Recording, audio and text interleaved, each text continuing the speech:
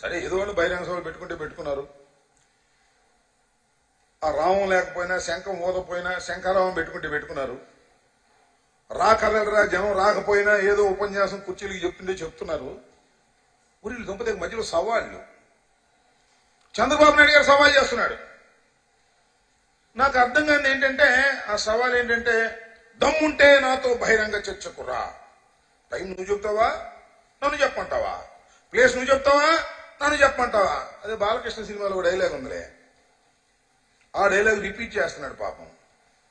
బాలకృష్ణ చెబితే హీరో కాబట్టి కాస్త మేకప్ గీకప్ ఉంటుంది, మ్యూజిక్ ఉంటుంది కాబట్టి కొద్దిగా కామెడీగా అయినా బాగుంటుంది. నువ్వు చెబితే ఏం బాగుంటుంది చెప్పు? సవాళ్ళు నువ్వు విసిరితే బాగుంటుందా? చంద్రబాబు నాయుడు గారు నాకు అర్థం కాలేదు. ఏనికంటావు చర్చకి రావాలా? సిగ్గుంది అసలు నీకు? ప్రజాస్వామ్య వ్యవస్థలో సిగ్గున్నటువంటి రాజకీయ నాయకుడివేనా నువ్వు అని అడుగుతా ఉన్నా. ఎందుకంటే ఏంటంటే రాంబాబు గారు ఎలా అడుగుతున్నారు అంటారేమో. ఏది చర్చ? చర్చించవలసినటువంటి వేదిక ఎక్కడ? చర్చించవలసినటువంటి ఏ వేదిక? ఆంధ్ర రాష్ట్రంలో ప్రజాస్వామ్యబద్ధంగా శాసనసభ. ఆ శాసనసభలో చర్చించవయ్యా బాబు, ప్రధాన ప్రతిపక్ష నాయకుడివి చర్చించు అంటే నేను చర్చించను, నా వల్ల కాదు. ఇక్కడ నేను అసలు శాసనసభకి రానని పారిపోయినటువంటి దద్దమ్మవు నువ్వు. వాళ్ళు శాసనసభ టైం అయిపోయింది, ఇంకా శాసనసభ పెట్టే అవకాశం కూడా లేదు కాబట్టి రా చర్చిద్దాం రా అంటే ఇక మాకేం తీరిక లేదా? నాకు అర్థం కాలేదు. జగన్మోహన్ రెడ్డి గారికి తీరిక లేనటువంటి సమయంలో, సిద్ధమవుతున్నటువంటి సందర్భంలో, బిజీగా ఉన్నటువంటి సందర్భంలో అబ్బా మా చంద్రబాబు కూడా సవాల్ చేశాడని అనిపించుకోవడం కోసం దద్దమ్మ సవాళ్ళు చేస్తున్నాం. సరే ఓకే, నువ్వు చేయవలసిన సవాలు రా, నేను సిద్ధంగా ఉన్నా. ఎవ్వరూ అవసరంలా. జగన్మోహన్ రెడ్డి గారు చాలా బిజీగా ఉన్న, నీలా ఖాళీగా లేడు. మేము టిక్కెట్లు, సిద్ధం ఏర్పాట్లు, ఎన్నికల కోసం మేము ప్రణాళికలు వేసుకోవడం, we are all very busy. Our leader is very busy.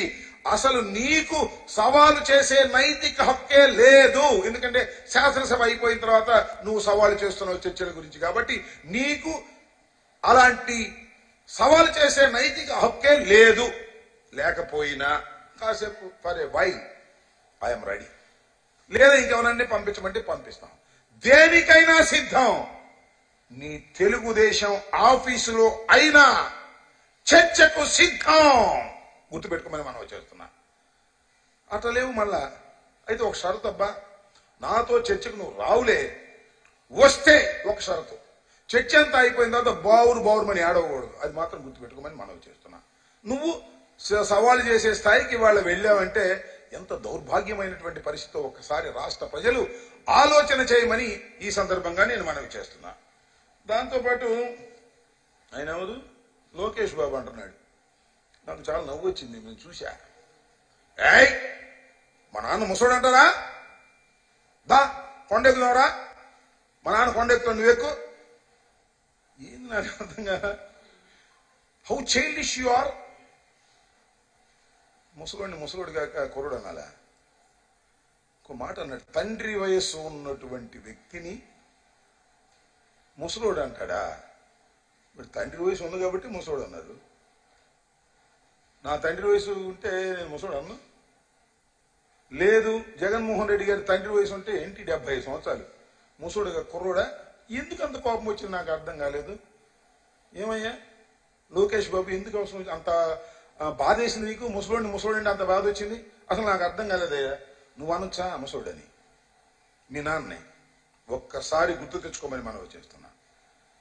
మీ నాన్నని స్కిల్ కేసులో రోపలేస్తే ఏం ఆర్గ్యుమెంట్ చెప్పారే? మా నాన్న కొండలు ఎక్కుతాడు, మా నాన్న బండలు మోస్తాడు అని చెప్పారు ఆర్గ్యుమెంట్.